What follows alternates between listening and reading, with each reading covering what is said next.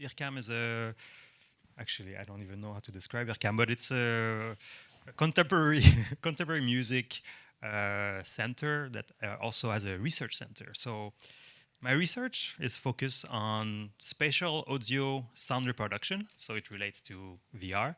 But I'm mostly sort of like on the theoretical side of it. But some outcome of my work do end up being technologies. So I am curious to hear what our guests have to say about music in VR, because a lot of my work is informed by the work of creators. So that's sort of how I'm going to guide this panel. I'm going to ask them what I want to know about what they're up to. So perhaps we can introduce. You can introduce yourselves. We have some presentation from Thomas to begin with, for example. Yes, I don't know if it can show up because right now I'm presenting, but Yeah, I yeah, have the they slide. can switch. Someone is doing it. While they're doing it, so I'm Thomas. I'm the founder of a startup called Liveo, and I'm maybe gonna briefly share with you our convictions about music and virtual reality. So while most hardware manufacturers that you know, Apple, Samsung, Meta, are announcing their first VR headsets, the number one use case identified for those new high-end headsets is spatial video. So basically, you're capturing a scene and distributing it in an immersive way in those headsets. But today, there's a great lack of those immersive experiences. Just as an example, since Apple Vision Pro came out last year, there's less than 90 minutes of immersive video available. So it's as if you bought a high-end 4K TV and after 1 year you had one movie on it. So people are bummed, especially those that bought the headsets and Apple themselves. The solution to that is, of course, my company, Liveo. What we do is basically the Netflix for those VR headsets, and we focus on performing arts spectacles. So it's a wide range. It goes from opera to theater to concerts. And even circus sometimes. And so it's designed for live transmission, so that's something that's new, that has been impossible to do before, but now thanks to AI it is possible. It is photorealistic, so we do not create 3D environment. Everything that you see and feel is real, it was recorded that way, and you have simply the impression to be sitting in the room. And of course, the experience, we don't want it to be solitary, like when you go home and watch TV alone or you're on your cell phone. You can connect to whoever you want that has a VR headset, and you can experience the music or the festival together.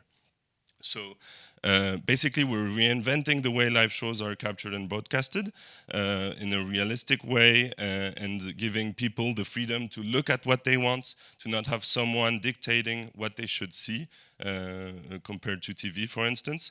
And it's an opportunity for spectacle producers because we come to the room, we capture, and then we distribute, and the people that we captured gain notoriety because they can export the spectacle internationally and they can sell online tickets, so earn more money. We're a turnkey solution to do that with directors and teams that go on the field, don't take up a lot of space and capture the spectacle. It could be anything. We do that thanks to AI. I'm not going to talk more about it, but basically it's very hard to do to send 12K or 16K video and then treat it with AI to make it a photorealistic experience. Um, so that's our differentiation. The way it works is basically either you can rent out and buy one ticket and choose to attend a concert, or as Netflix, you can subscribe to our platform and then have access to hundreds of concerts potentially every month. Our vision, and I will end by that, I was a bit long, sorry for that, is basically to replace television and the boring state we are all in when we come back from work and we look at something on TV that we didn't choose, or we are on our phones and not talking to our family because they're doing something else. We want to replace that with an experience that is very captivating, immersive, and also fulfilling. by teleporting you and your friends or close ones to the best experiences and the best concerts in the whole wide world. Don't hesitate to contact me if what I'm saying resonates with you or could be interesting to you. Thanks a lot. Yeah, it's confidential. That is not confidential. That's my info, so you can get that. Okay. And next is Guillaume, a colleague at IRCAM. Maybe you can explain what IRCAM is better than me, actually. Yeah, thank you, everyone. So yeah, I'm Guillaume Piccareta, a developer now at IRCAM. I studied digital art, so I'm more on the artistic side, I would say. Just wanted to show you quickly some works I did before and some VR immersive works I also find quite interesting to show you. So basically what I do at IRCAM is working mostly for the IRCAM Forum, which is the community part of the research center. So we take all the technologies and try to mix them together and show them to the people who are interested to use them for either scientific or creative purposes. So we do workshops. We did actually last week. IRCAM is just right over the street here in Paris. 1 week of full workshop, and yeah, it's a really interesting place for people interested in spatial audio.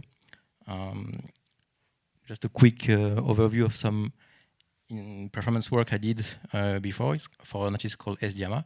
So it was an audiovisual performance using SPAT, which is developed at IRCAM for spatializing all the sound coming from the artist's modular synthesizer on stage and doing the visuals with quite ambient environmental effects. So we wanted to have like a space that reacts to light, meteorological changes in real time.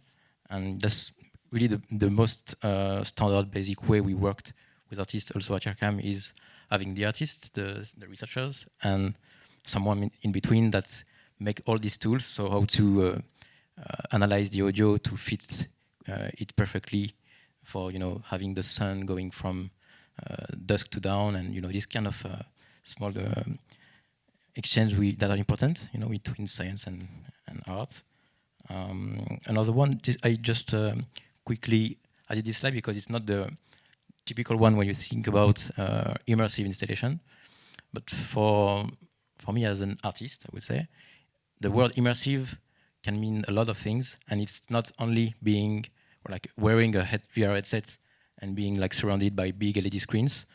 It can be also like a more intimate experience. So this one was when I worked with a Japanese artist in Kyoto, because I worked for 5 years in Japan, and we spent a lot of time with artists and researchers in Tokyo, but this one especially at the Kyoto University, with the big aluminum box with MOS inside, and MOS happens to generate its own electric current, so we just transfer this electricity into audio signals, and that's a way just to put your hand inside the box and hear what's going on and just being immersed into this space. So spatializing the audio is quite interesting in this setup. This one is one maybe of the work I had the chance to attend as a spectator, but one of the most interesting, I would say, because it merges all the different dimensions you can have with VR. AR content. You are basically like sitting in a chair called wheel. That's mostly made for accessibility, accessibility. And yeah, you're late. Sorry, we were at a show. We are just joking. Okay, welcome. A sound show, by the way, in that okay. If that's the reason, you're cool. Okay, no problem. How was the music? It's very immersive. No, just sonorous experience. I recommend you, really. we'll try to check. Thank you for interrupting. Okay, so maybe a quick video I can show you.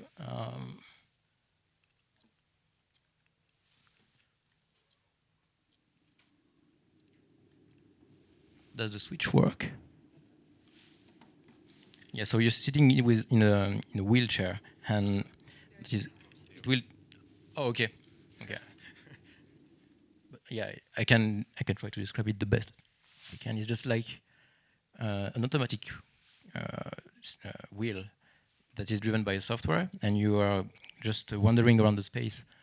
Yeah, this exhibition space where like projections are made on these boxes, and everyone is wearing VR headsets, so you can see the real space, but also what is being projected and like geometric abstract shapes that are reacting to the sound.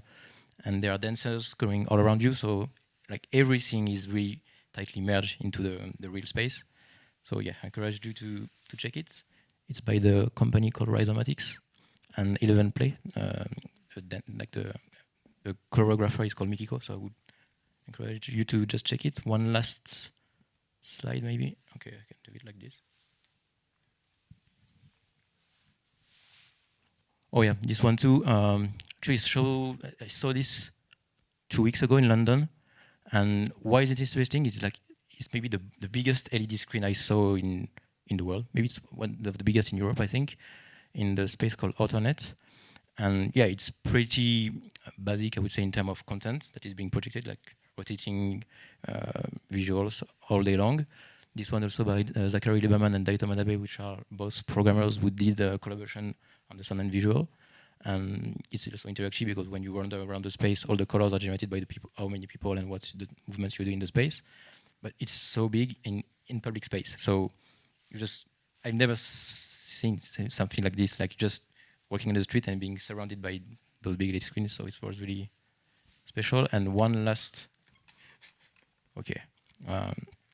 thing is this event called Audio Games Center at the CCBT complex in Tokyo. It was really interesting to see more works targeting accessibility, like user, like people who basically can't see but still experience artworks just by listening to them. Especially one artworks with just wearing a headset, wandering around the space, and it's basically like a novel game. So you have to find where is the character situated in the room based on all the sounds you hear. So wandering around the space is really something I want to see more and more. So yeah, I took many minutes, so maybe we can go back and yeah. It will be very, very short. Okay, we will have a discussion after. So yeah, that's all for me. Thank you. So I don't have a deck. So hi, I'm XR producer. So I'm coming from fiction. So I've started to work in live performance shows like 2 years ago when I started to work with Blanca, and I think that what is more relevant right now on this topic is the huge project that we are launching in 6 weeks with you guys. So we are producing a mixed reality live performance show for 200 spectators. And we have a very famous electroacoustic woman composer who did the music. We have a percussionist live. And hopefully sound, immersive sound. I don't know yet what's going to happen. I made the reverb for it too. Okay. So yeah. So you are in the middle of the IRCAM black box, and you have 10 dancers dancing all around the space at 2 meters because it's mixed reality. So we didn't want to have occlusion. So all the dancers will be at 2 meters, and you're gonna have projections, and a mixed reality, and with the pass-through, you're gonna be able to see the 10 dancers and the percussionist. So I don't know how we're gonna do that, but so this is the big show we are working on right now, and we at the studio we are also working on a platform type of metaverse. I am always feeling bad when I'm using the word metaverse, but it's more of a cultural platform where we're gonna try to develop a community of artists who will want to experiment with live performance and new technology. So we want to make a link between live performance and their twins eventually in the virtual world. So we will curate concerts, live show performance, exhibition, and a lot of things. And again, IRCAM is one of our partners. Because the idea, actually, when we started to talk with them about that platform, is that we realized that in immersive, we would love to have the same quality of sound that's when we are going to cinema. So because right now it's not the case, and so that's with this platform, that's what we want to experiment with them, is to create this great quality of sound that we want to have in immersive. Thanks. And now it's in its most immersive form because we get to imagine it for ourselves at the moment. Okay, so I've got some questions. They're very sort of like specific, but feel free to improvise around the topic. Maybe I start with Thomas. So obviously in VR, spatial audio techniques are important. How does the artists you work with feel about both the limitations or the freedom on the other side? And as Audrey was mentioning, there may be some quality problems sometimes. So there's always a challenge versus like a stereo mix where they can be very in control, or an object-based mix where they don't have the final words on it. So what's your experience with working with artists on that? Yeah, so basically what you have to think about when you talk about the control of the artist is the traditional way of capturing a concert was by TV, right? And so when TV captures a concert, the artist has no control over the audio mix. It's not stereo. And sometimes there's some very funny things happening because people tend to watch TV basically on an old screen or on their iPad.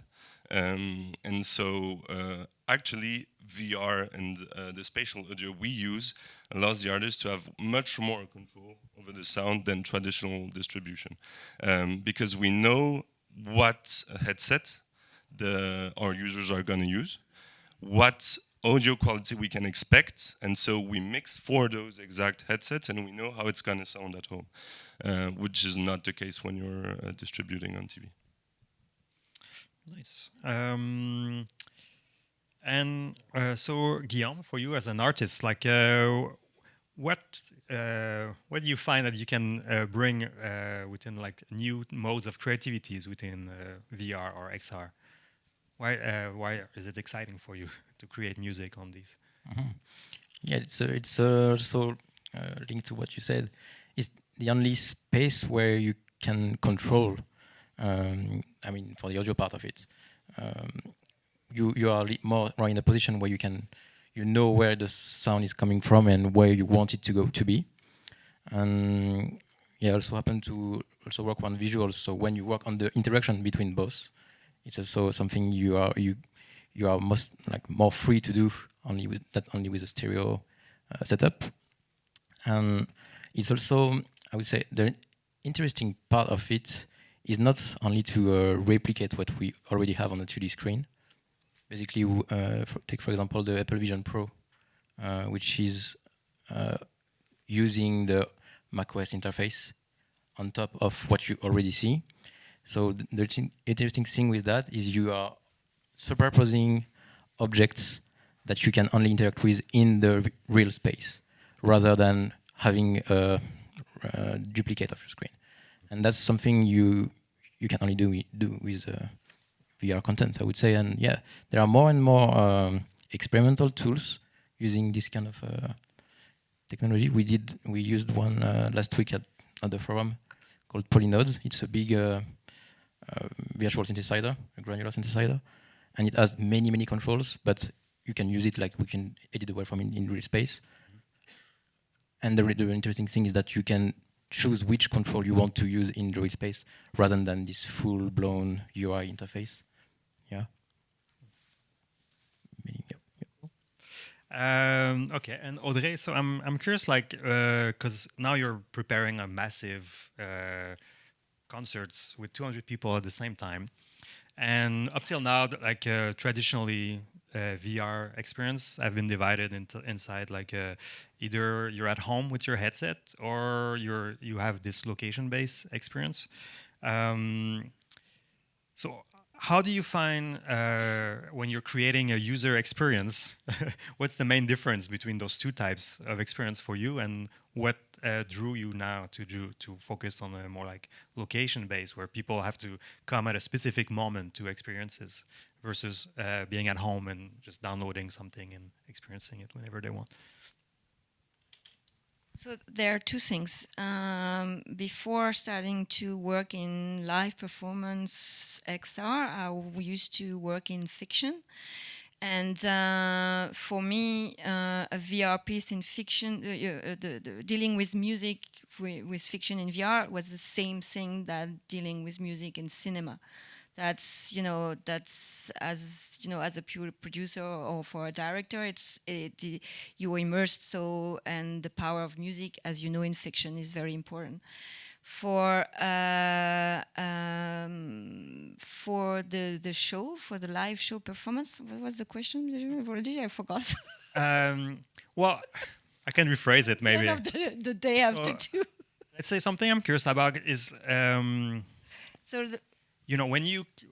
when you can watch something at any given time at home, it's not the same thing as so I remember moving and having the social part of it as well with the. So the thing is, it's Blanca would say that she's working in a live show performance. She's coming for art, dance, ballet, music. So it's natural, She just decided that she wanted to add technology to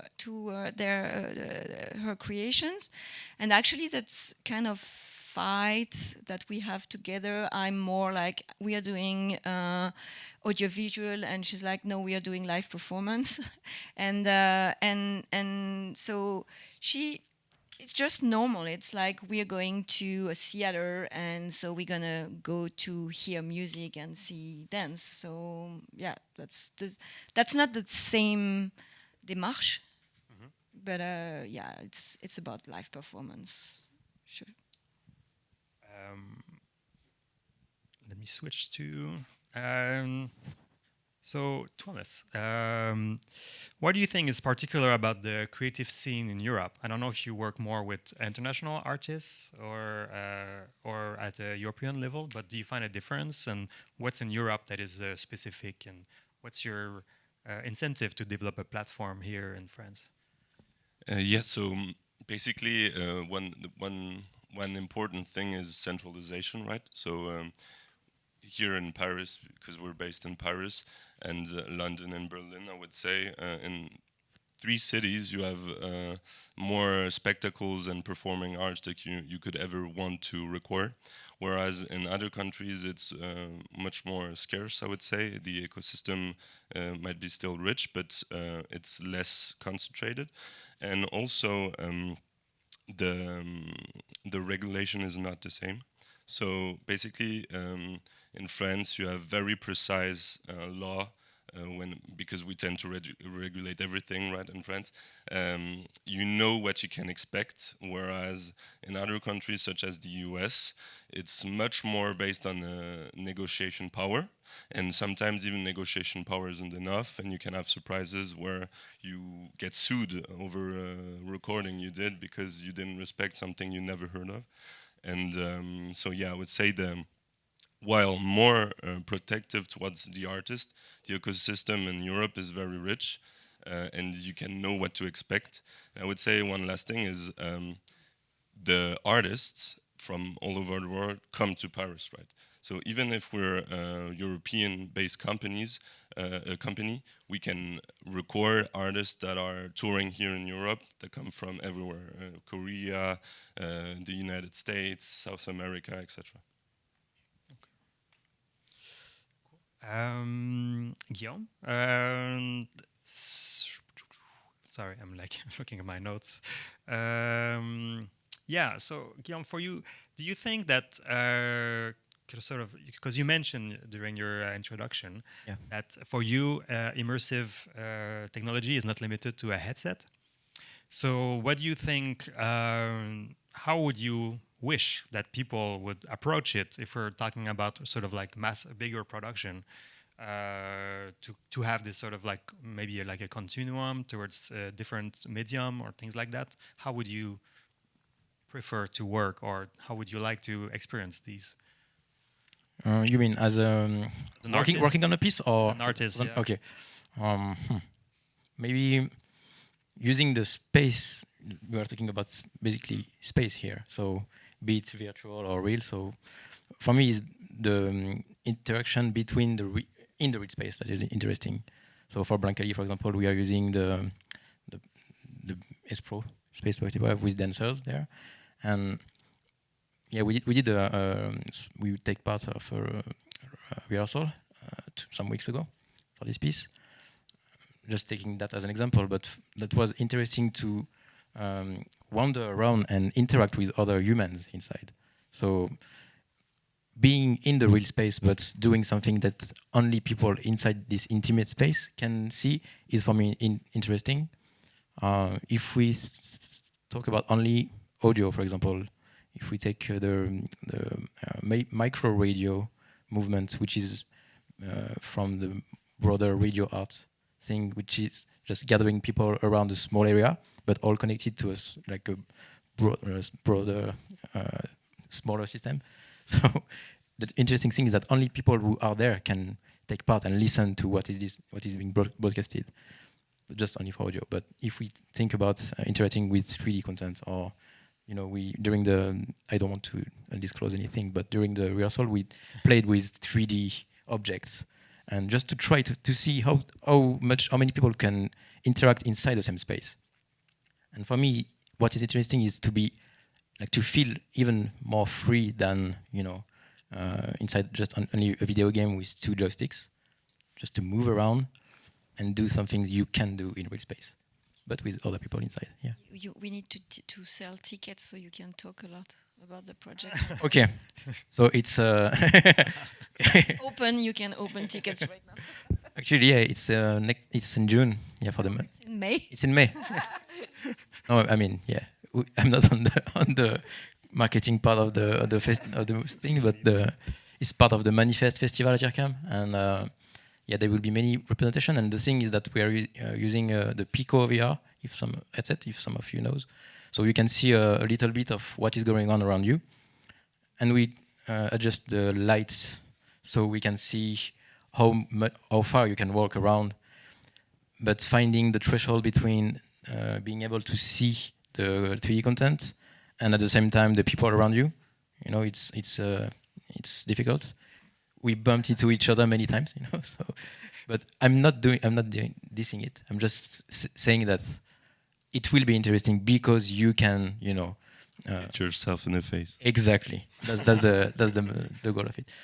And yeah, they are also teasing it, just things happening around you inside the real space. Obviously, it's a dance also performance, so many incredible dancers and with a great choreographer. So yeah, just the tickets are on sale right now. So oh my goodness. Okay. I just want to add something about a study that I read recently about the next big thing in MR and VR. It's the first one is concert. So I think we definitely need to be prepared, because the next generation will enjoy watching concerts that way. I don't know how, but I really didn't understand when you said that we still need to choose our TV program right now. When you did the project, no, because we don't anymore. No, the reason why TV isn't that successful, especially in younger generation, is people want to choose the content they watch. If you open TV, you basically have like 10 channels or 15 or 20 that you can watch, but the content is fed to you. You have no control over it. Whereas, and that's why also you have a lot of TV channels that start doing streaming and platforms, because it gives people the choice of what they want to watch, when they want to watch, and how they want to watch it. And that's also something very interesting and specific to the format of immersive itself, is when you're recording a concert on TV, there's someone called the director, and he chooses for the spectator on what you should focus your attention. And because of the format, you can calculate like in seconds how much seconds one shot takes, and like the time is all the way between like 3 seconds and 50 seconds, I would say, for one shot. So imagine also what that does to your brain, like being constantly fed with new information just to keep you focused. And that tells something about the medium, that the medium is not the right one to enjoy a concert. And the reason why we created, why we do what we do, is the format of immersive video first enriches the sound. It's way more rich than a stereo mix, because you can hear the person next to you, you can see the person next to you sweating because the concert is so great, and then you also can choose what you want to focus on. So watch the guitarist play his solo for like 10 minutes and do not have to like switch between shots. So it's really, the experience is richer in a lot of ways, and that's why we think it's going to be successful versus TV. Actually, let's bounce on that. So, what's the biggest constraint you have right now? A lot. That okay. So basically, there are two big constraints. The first one is mainly technical. I don't know if you want to go into that, but briefly, today when you watch something on TV, if you're lucky, it's streamed in 1080p, so that's the resolution. We work with files all the way to 16K to be photorealistic. So basically, you have to imagine you have a screen, then a screen, then a screen next to it, and the entire field of view is covered with pixels. So that's never been done. Your Wi-Fi isn't built for it. Nothing is there yet. So the reason I said it wasn't possible before and AI will allow it is we have new processes of upscaling and compressing video that allows us to send those experiences but use way less data. And so it becomes scalable and useful for a platform to distribute this kind of quality in your experience. And then the second challenge, which is more operational, is how, as a startup, can you convince big artists or producers that have never worked in a different way, that are not used to what you're saying, like trusting you and saying, okay, let's do that. I did a wonderful spectacle. I want people all around the world to see it, and I'm going to trust you on this and allow you to distribute it to a broader audience. And what we see is the musical field, sadly, is very not prone to change, and is very scared of technology for all the good reasons. I don't say it's not good, but so it's very difficult to sometimes go see producers and make them change their mind or be more open to such experiences. And for you, Audrey, because you're in the middle of a very different type of production, what's the biggest constraint you're fighting with right now in sort of realizing what your ideal You have an hour. so like focusing on the let's say the experience side and like the music or the But I don't think that in that case the music is the most complicated aspect. because we kept it simple. Yeah. I made my life easier by advising against going all in. No, it's just about first of all, it's the headsets, the tracking. I'm sorry, it's not necessarily about music, but it's when you know, we're gonna be a little bit packed in this in this the space, so 200 people, and the headsets we need to be tracked.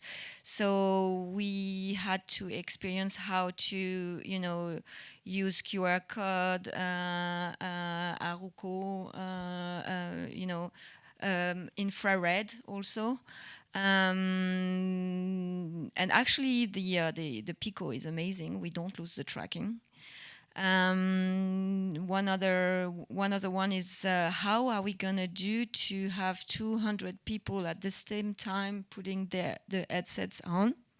I have no idea. No, we are working on the flow, and actually the idea is to give the headset before entering the S Pro, and then the spectators will have music and a little bit of lights and dance waiting. It will be an onboarding with music and lights, and then they will have a queue to put the headsets on when the show will start. This is another one. This is very, very technological constraints and challenges. Definitely new. Yeah. Okay, so these were about constraints, but what is the most inspiring side of it? If you imagine like 10 years from now, you have none of these constraints. So I must say that I've started working in VR like almost 10 years ago, and when Blanca said I want to have real dancers with virtual, you know, because before she did Le Bal de Paris which is full VR, so you are immersed as an avatars with real dancer, but they are in avatars. You are full VR. Here, I must say that the first time that I put the headsets on, I was like, wow, this is really new. Because the thing is, with mixed reality, and I say mixed reality opposite to AR, because here you have the dancers in front of the virtual, because in AR you have the virtual in front of the real. And here what we're doing is we're building masks to be able to have the dancer, the real dancers in front of the virtual. And what is really spectacular, it's like you have the dancer, the real people, and all around you it's virtual. So you have, for example, a city like, you know, going far away from you, but in the middle of this virtual environment and animation, you have real dancers. And I must say that the first time that I saw it, I was like, wow, this is the future of live show performance. Yeah, I think that I don't know what we're gonna deliver, but for sure, for me, it's a game changer. And with AI, we'll all be able to enjoy concerts like they're looking like Ghibli studio. uh, we'll be able to choose. Okay, where am I? So, yeah, I also been involved in VR for, well, since the early sort of like revival of it in 2013 or something, like well, compared from what was in the 90s. And we're like, I used to be in the industry, now I'm like more on the academic research side. So I'm curious, what's the feeling for all you three? I would describe it as we're always at the beginning of the wave. Do you foresee sort of the wave becoming more like mainstream in the like near future? And what's the again, relating back to the main topic, which is music? So how can immersive music become more mainstream in the near future?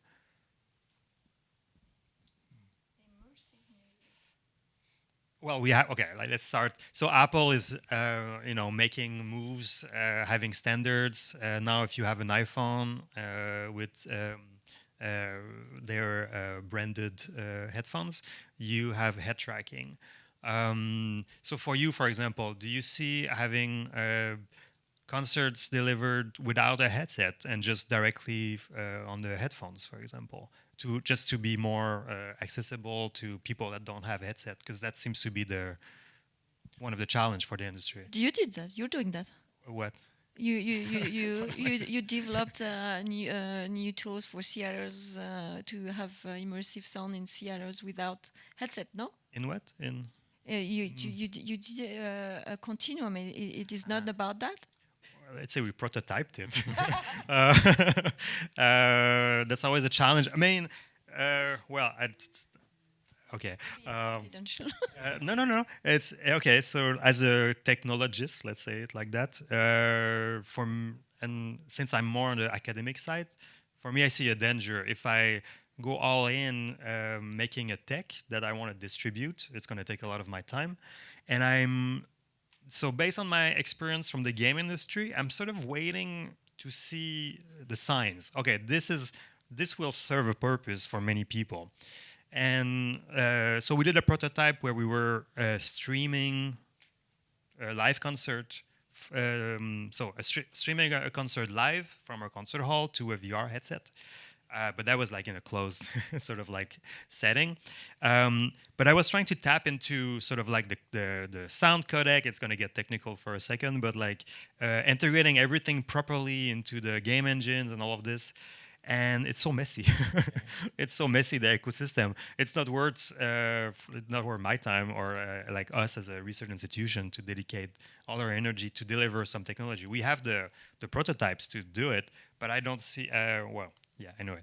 So, but like starting from a sort of different perspective, like there is stuff available now, but we need people to kind of bring it to the masses.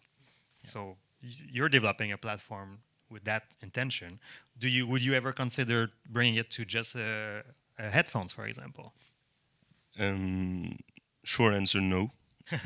It's not gonna happen, because we want to have. It's again a question of control over the experience, and the quality of it. So even as from a pure ugly business perspective, I wouldn't want you to pay for my experience to watch it on a phone. Like, don't do that.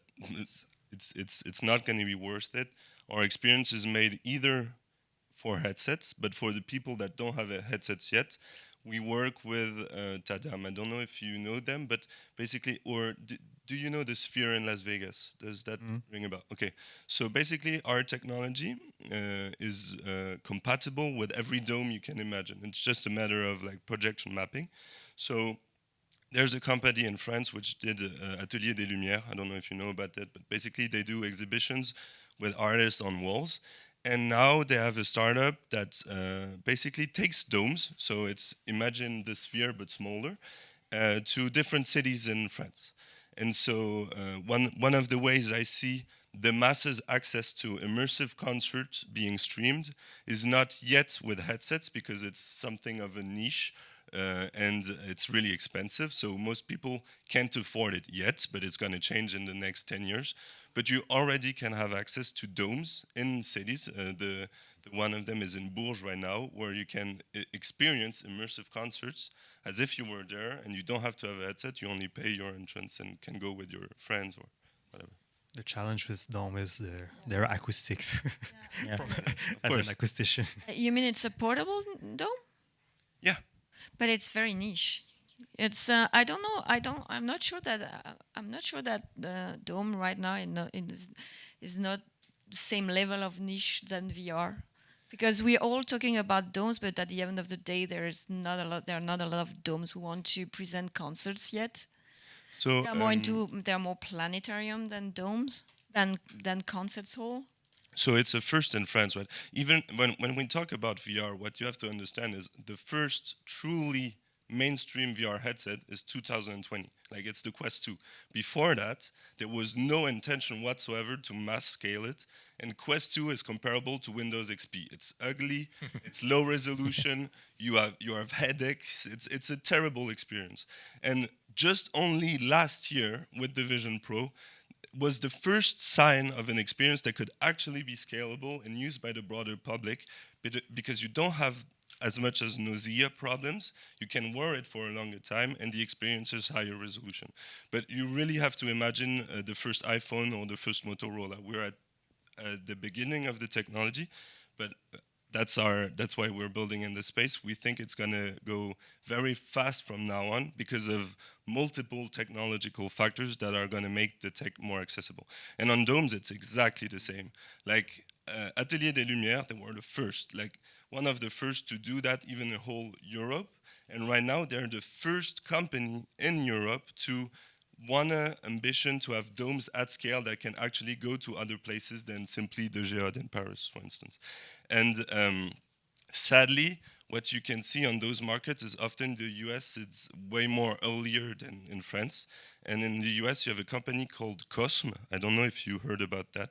But basically what they do is they create immersive rooms that look like domes, and they stream sports. So basically football matches, but also concerts.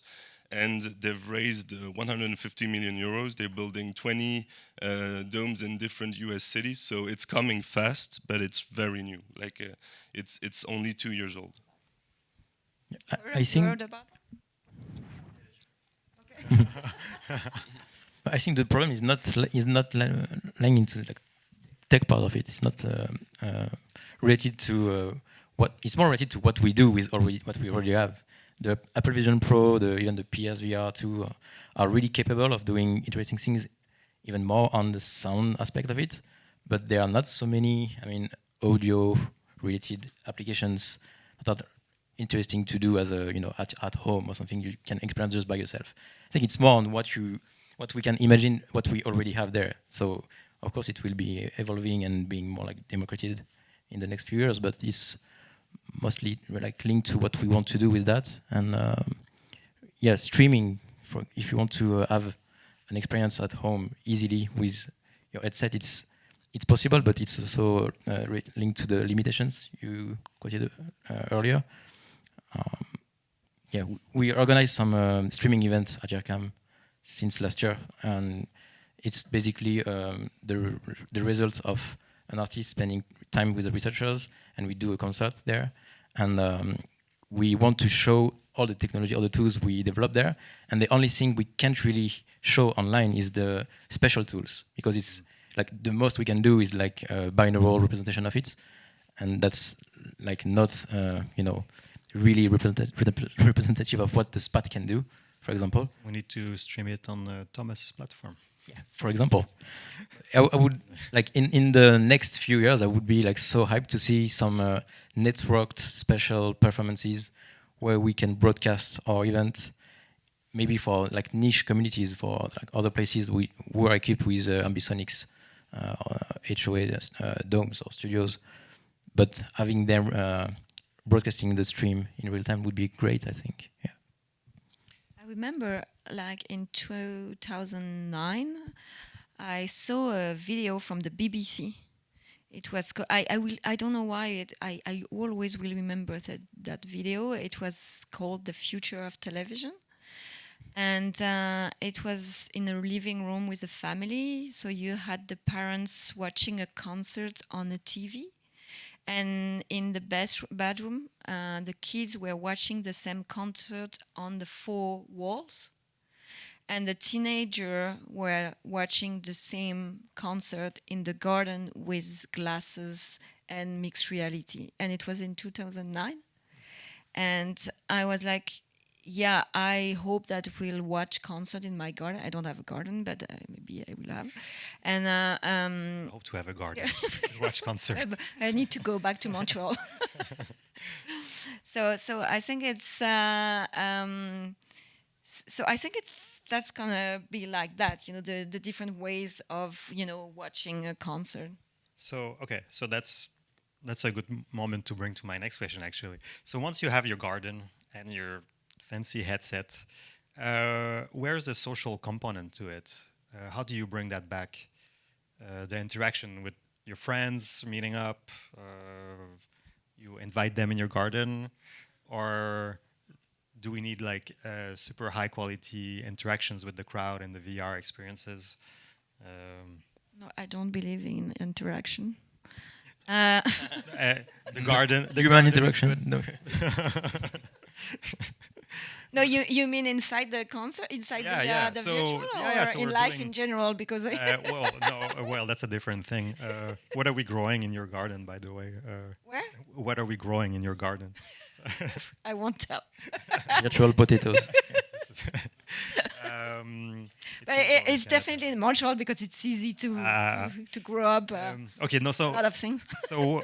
so what I mean is like,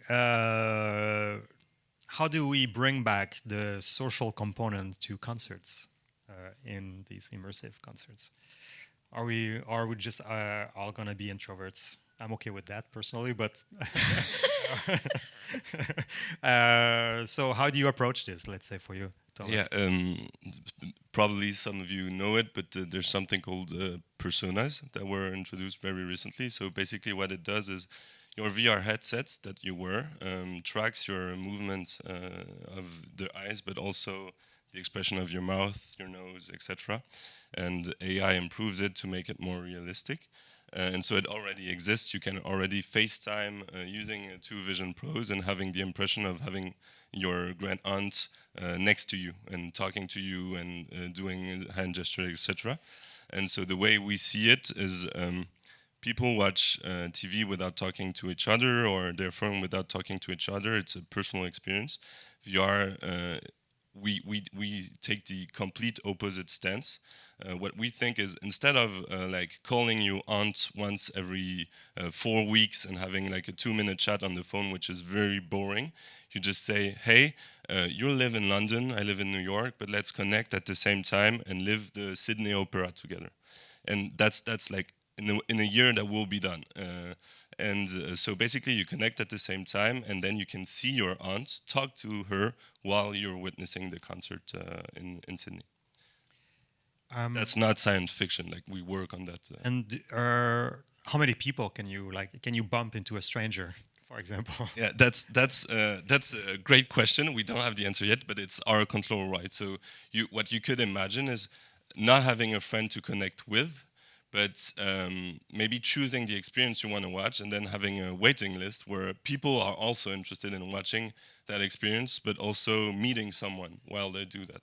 And so you could really much imagine having a kind of SaaS. That's what we're thinking about, where you connect with this person, you talk for like 2 or 3 minutes with them, and if you're get along and the chat is great, then you say, okay, let's watch the concert together, and then you spend 1 hour, 2 hours together and become friends, even if they live in a different city.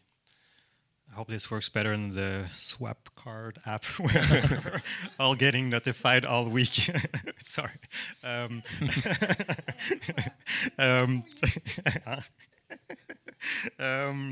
Maybe it can be. It already exists in video games. It exists for 20 years. If you watch, That's true. I watched something on Netflix called The Life of Evelyn. I don't know if you know, but you should watch that thing. So it's basically on a very touching story on a handicapped boy, which couldn't go out because of his handicap. So he spent his time on a game called Whoa. And after his death, the parents sent a message out saying, well, our son won't be joining because he was sick and he died. And tens of people replied actually to that message saying, your son was amazing. He did so many things in that game. He met so many great people, but they never saw him in real life. And he did like real friendships that way. And that's been existing for 20 years. So imagine now having co-presence and seeing each other. You're definitely gonna meet amazing people that you won't have never came across in your normal life on those platforms. Stand by that. We're getting close to the end, and I was wondering if someone has a killer question there for the ending. Thank you for sharing. What about interacting with the music or the universe of the artists, such as concert in Fortnite, like the Travis Scott one? Do you think it's a trend or a new way of thinking music in immersive world? That's a killer question. Thank you. Good question. Yeah, it happened during lockdown. If I remember, there were like a lot of performances online, and people were joining. Who was that? I think it was Deadmau5 or something. They did a performance on Fortnite, and people were just like gathering around the stage, like replicating what we already do at concerts. And I think it's more interesting to invent new ways of communicating rather than using the chat or facial expression with emoji or whatever, using just only sound as a way to communicate with each other. Maybe you know the like more contemplative game like Journey or Echo, all these games. What if the crowd could interact with the music? Yeah. So it's like using sounds on top of what you're listening to it. So I'm thinking more than just mapping how many people are there and just relating to the sound. It's just more having another channel who just can be part of the experience of it in itself is an interesting thing to try, I think. Oh yeah, exactly. The same. Yeah, we worked on Journey. It's more like a social / artistic way of thinking rather than yeah. Any concluding remarks for any of you? Message of hope. I'm too old. I plead the Fifth Amendment. I don't know what to say about that. 2009 is not so old. I mean, for the first. I'm not in gaming, and the first VR games are like I remember like in like arcade center they were already like VR headset in the 90s. I was not allowed to. It's like for people over 18s, but yeah, it was already the other thing. So yeah. Another question.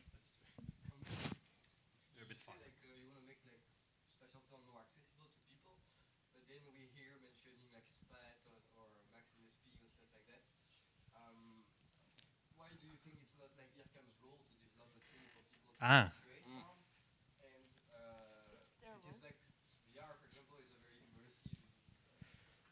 It's actually my role at IRCAM to bring.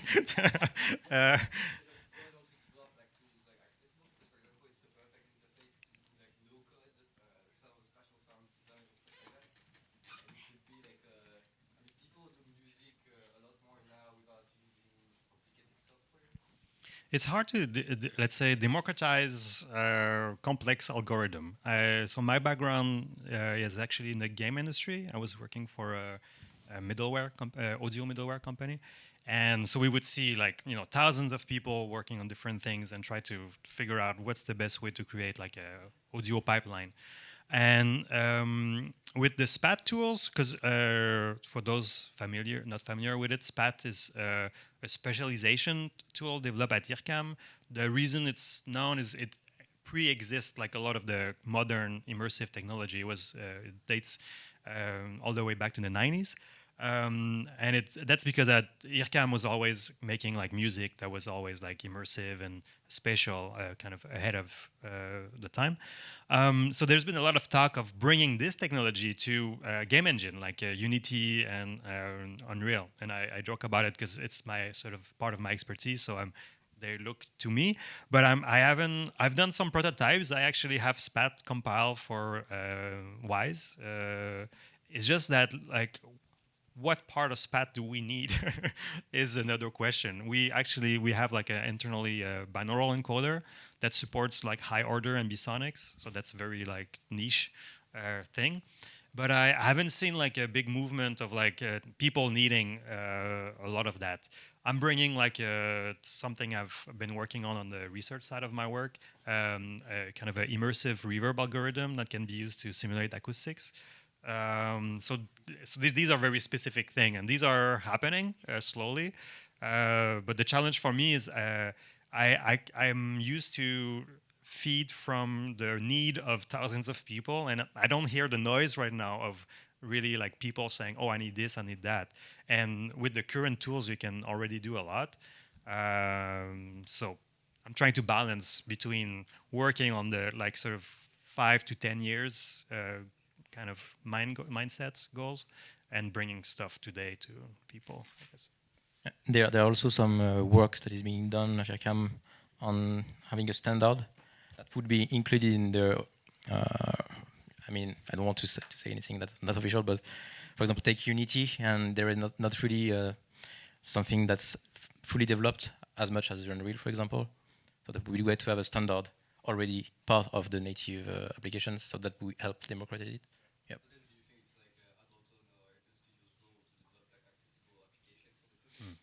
I mean, accessible in the term accessibility in the way, yeah.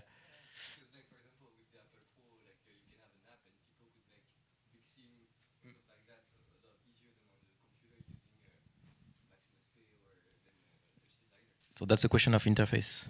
You already have apps that do that. We can talk about it later, but in Quest you have apps and we use it for source mixing. So you can like place in your VR headset the source and then mix it while the video is playing. There's developers that do that.